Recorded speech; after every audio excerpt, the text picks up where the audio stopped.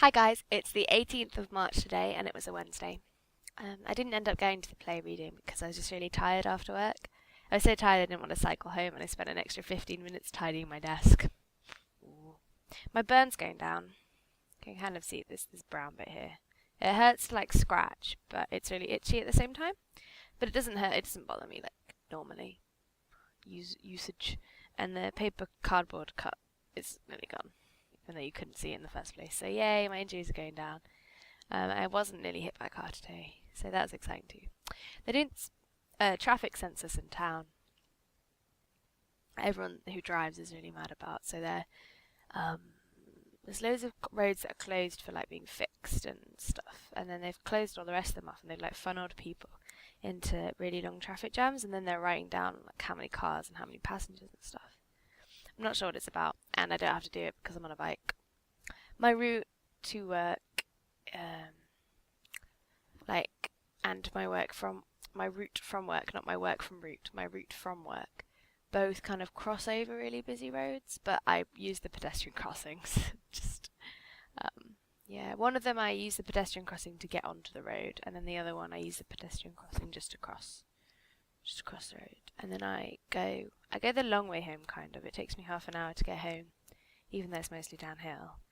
But I go the long way because it's got no cars at all. It's an old railway that's been like removed and then paved, and then there's grass everywhere. It's really nice, and you don't even. I used to run on it, but I don't run anymore. So now I just cycle on it. Maybe I'll go running again once I'm not tired from work.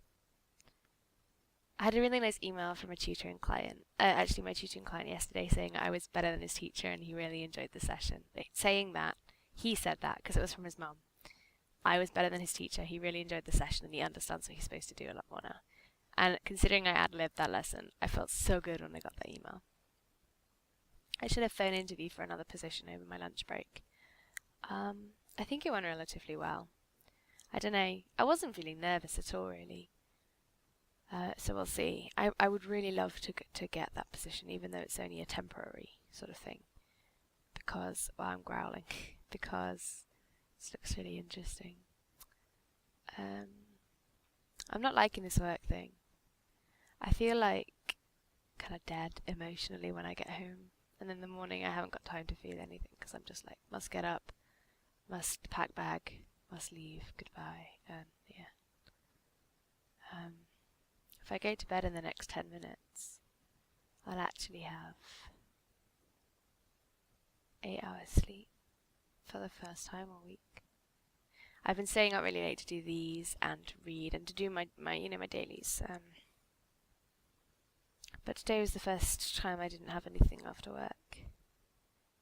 Well, on Monday I didn't really have anything after work. I had to cook though. Spent a lot of time in bed, asleep, and then my dad came in and was like, "Are you sleeping?" And I was like, "No." Literally woke up and was instantly just like, "No." So I must have had a lot of practice somewhere. In lectures, probably.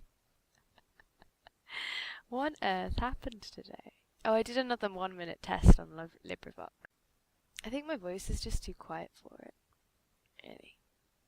I feel like, because they keep telling me to boost it, and then every time I boost it, it just makes my voice sound really crackly. And then I noise remove it, and it just sounds awful. Yeah, vet inte. I do not know. I was going to do a monologue for you. I've learnt a monologue. I think I mentioned it the other day. From Shakespeare. I will get around to doing that probably on Saturday or Sunday. Just because I want to perform it for people other than myself and see what everyone thinks. Then I can get on to learning the other one. I've chosen 2 classic ones because they're the plays I've read. Well, I've read more plays, but they're the plays I've read with a really good woman part. I was trying to get a woman speech out of Death of a Salesman. But like the only one is for his wife, and she's pretty old. Like, not old, but she has 2 grown sons, and I am 22, so I can't really pull that off.